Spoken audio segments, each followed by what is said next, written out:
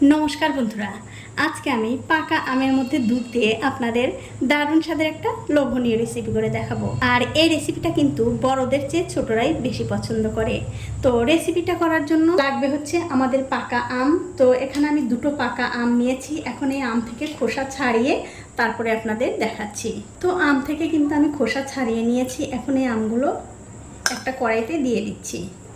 এখন আমাদের যা করতে হবে এর মধ্যে দিয়ে দিতে হবে 1 গ্লাস দুধ। তো 1 গ্লাস দুধ কিন্তু আমি দিয়ে দিলাম।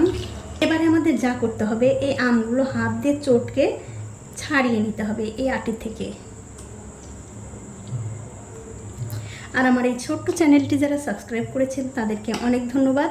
আর যারা সাবস্ক্রাইব করেননি তাদেরকে সাবস্ক্রাইব করে নেওয়ার অনুরোধ রইল। যে সকল বন্ধুরা আমার এই রেসিপিটা ফেসবুক থেকে দেখছেন তাদের কাছে আমার একটাই অনুরোধ, অবশ্যই আমার এই পেজটিকে ফলো করে দেবেন। তাহলে যখনই আমি নতুন কোনো ভিডিও নিয়ে আসবো সবার আগে কিন্তু আপনি দেখতে পাবেন। তো এই দেখুন দুধের মধ্যে আম কিন্তু আমি খুব ভালো করে ছাড়িয়ে নিয়েছি। এখন এর মধ্যে দিয়ে দিচ্ছি স্বাদ মতো নুন। এখন আমাদের যা করতে হবে এই আমার দুধটা একটা মিক্সিং জারে দিয়ে দিতে হবে।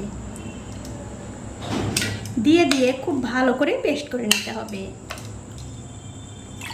দেখুন সবটুকু আম আর দুধ কিন্তু আমি মিক্সিং জারে দিয়ে দিয়েছি।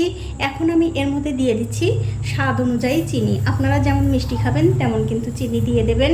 এবারে মিক্সির ঢাকাটা বন্ধ করে খুব ভালো করে পেস্ট করে নিতে হবে। তো এই দেখুন আমার দুধ কিন্তু আমি খুব ভালো করে পেস্ট করে নিয়েছি। এখন দেখতে পাচ্ছেন আমি একটা আইসক্রিমের মোল্ড নিয়েছি। এবারে এই মোল্ডের মধ্যে এই আমার দুধের পেস্টটা ঢেলে দিতে হবে। এইভাবে যদি আমার দুধ দিয়ে আইসক্রিম বানিয়ে বাচ্চাদের দেয়া যায় বাচ্চারা কিন্তু ভীষণ পছন্দ করবে, মানে খুব খুশি হয়ে খাবে, পুষ্টিও পাবে আবার আইসক্রিমও খাওয়া হবে। শুধু বাচ্চারা নয় বন্ধুরা, আমরা যারা বড় আছি তারাও কিন্তু ভীষণ পছন্দ করি। আমার তো খুবই পছন্দের একটা আইসক্রিম। আমি মাঝে মধ্যেই এইভাবে আইসক্রিম বানিয়ে খাই। আপনারা একদিন হলেও বানিয়ে খেয়ে আমাকে কমেন্ট করে জানাতে ভুলবেন না আপনাদের কেমন লাগলো। এখন আমি এই আইসক্রিমের ক্যাপগুলো লাগিয়ে দেব।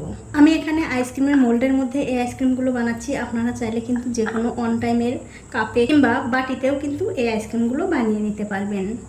আর দেখতেই কিন্তু পাচ্ছেন বানানো একেবারে সোজা। তো সবগুলো ক্যাপ কিন্তু আমি দিয়ে দিলাম। এবারে এই মোল্ডটা ধরে সারা রাত আমি ডিপ ফ্রিজে রেখে দেব।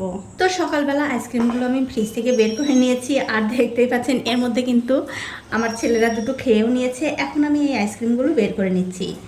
আর বন্ধুরা এই আইসক্রিমের মধ্যে যে আমি দুধটা ব্যবহার করেছি সেটা কিন্তু আমি আগে থেকেই ভালো করে জাল দিয়ে একটুখানি ঠান্ডা করে নিয়েছিলাম। আর দেখুন এই মোল্ড থেকে টানলেই কিন্তু কত সুন্দরভাবে উঠে আসছে।